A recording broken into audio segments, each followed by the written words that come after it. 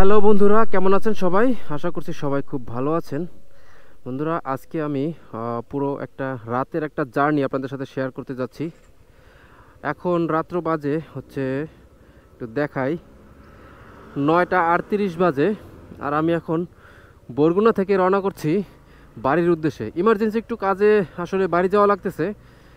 এই জন্য ভাবলাম যে আপনার এই রাতের এই রাতটা আপনাদের সাথে একটু শেয়ার করি। সবসময় তো দিনের ভিডিও দেই, দেখি রাতের আসলে ভিডিওটা কেমন আসে। আর যেতে যেতে আপনাদের সাথে কথা বলি, দেখি রাতের সিচুয়েশনটা কীরকম। আসলে কোনো ভয় লাগতেছে। পুরো একটা 3 ঘন্টার একটা জার্নি আপনাদের সাথে শেয়ার করব। ভয় লাগতেছে হচ্ছে এই জন্য যে রাতের আসলে এই যে বরগুনা থেকে বাখেরগঞ্জ পর্যন্ত, অর্থাৎ মেইন হাইওয়েতে ওঠার পর্যন্ত রাস্তাটা অনেক বেশি চিপাচাপা, শুনশান রাস্তা। ট্রাফিক খুবই কম, জঙ্গল এরকম গাছপালা বেশি। আর এই জন্য মূলত ভয় লাগতেছে। আসলে এখনকার পরিস্থিতি অনুযায়ী একটু ভয় লাগাটা স্বাভাবিক। 130 কিলোমিটার পথ আমাদের বাড়ি পর্যন্ত। দেখুন, এরকম সব শুনশান রাস্তা। আবার এরপরে যখন বাকেরগঞ্জের পরে হাইওয়েতে ওঠার পরে তখন আবার খুব একটা ভয় লাগে না। তখন হচ্ছে ওখান থেকে ঢাকার গাড়ি, কুয়াকাটার গাড়ি, এগুলো সবসময় রাস্তায় ট্রাফিক থাকেই, তখন অতটা ভয় কাজ করে না। বন্ধুরা, রাতের বাইক রাইডিংয়ে কিছু এক্সট্রা সতর্কতা অবশ্যই অবলম্বন করা উচিত। যেমন একই রাস্তায়, এই রাস্তায় আমি অনেকবার বাইক রাইড করেছি দিনের বেলাতে। সবসময় বাইকের গতি 70, 80, 90 তো রাইড করা যায়, সমস্যা হয় না কিছু কিছু জায়গায়। আবার কিছু কিছু জায়গায় গতি কমাইতে হয়, সেটা অন্য ব্যাপার। কিন্তু রাতের বেলা আপনি যখন রাইড করবেন, অবশ্যই সবসময় একটা নিয়ন্ত্রিত গতিতে রাইড করবেন। গতি যেখানে আপনি 70 গতিতে রাইড করতে পারতেন দিনের বেলা, সেখানে 50-এ রাইড করবেন।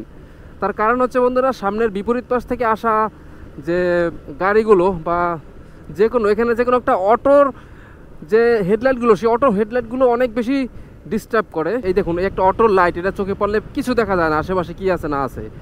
ডবল লাইট লাগাইছে আবার।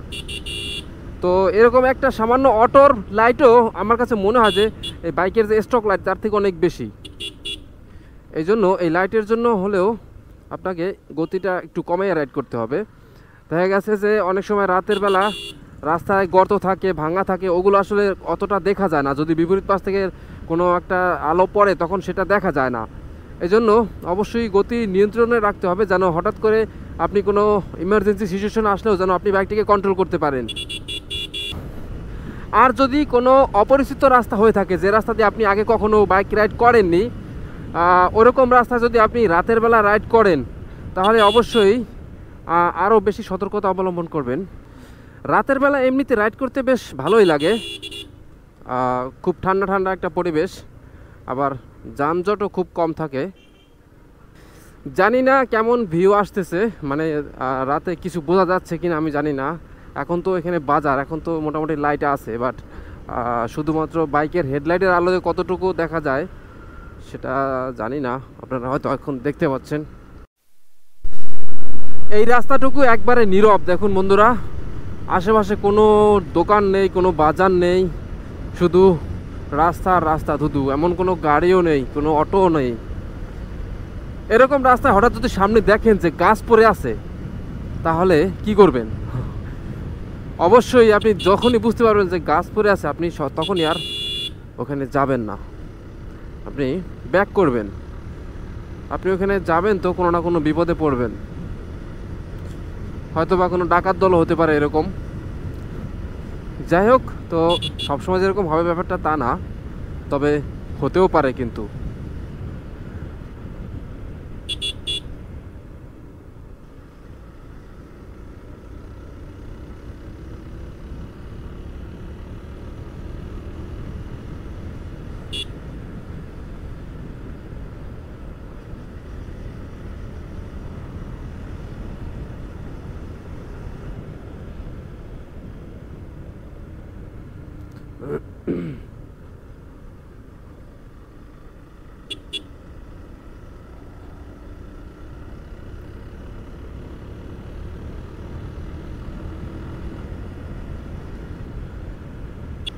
কথা বলতে বলতে আমি কিন্তু প্রায় চলে এসেছি বাখেরগঞ্জের কাছাকাছি।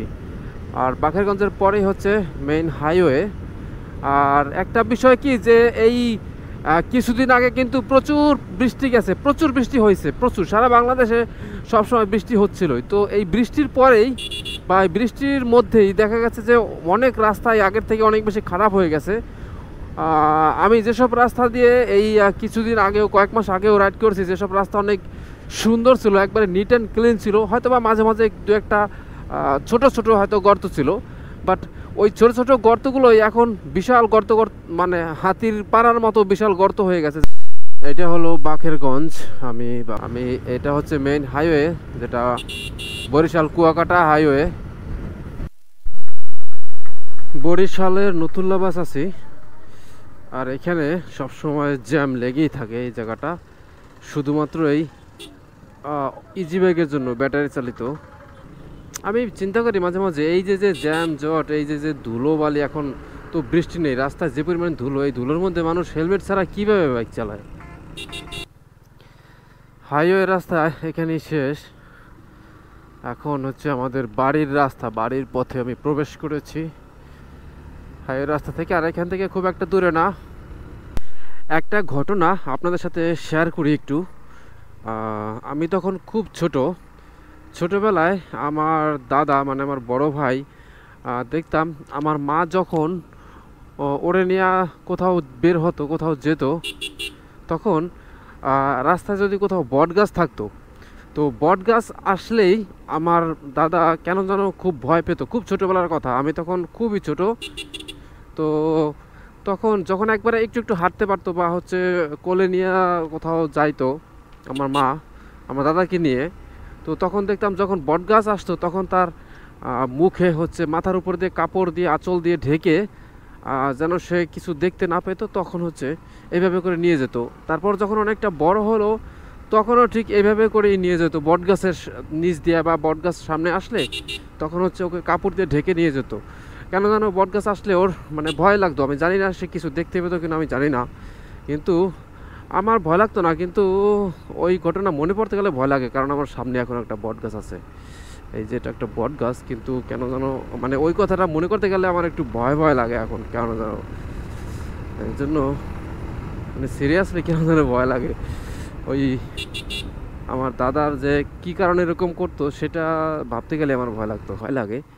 এইমাত্র যে বটগাছটা দেখালাম, যে যে জায়গাটায়, ওইখানে একটা মঠ ছিল রাস্তার পাশে, পুরনো দিনের মঠ, যেখানে আসলে মানুষের কি বলে ওইখানে সমাধি দেয়।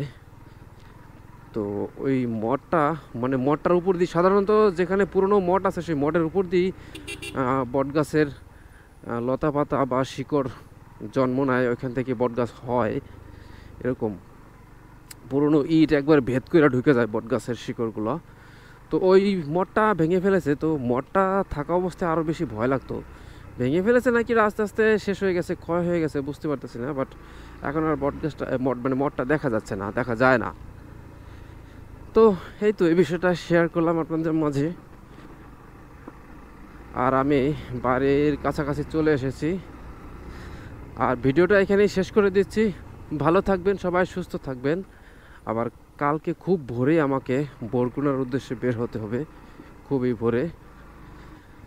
তো ঠিক আছে, ভালো থাকবেন সবাইকে, good night, tata, bye bye.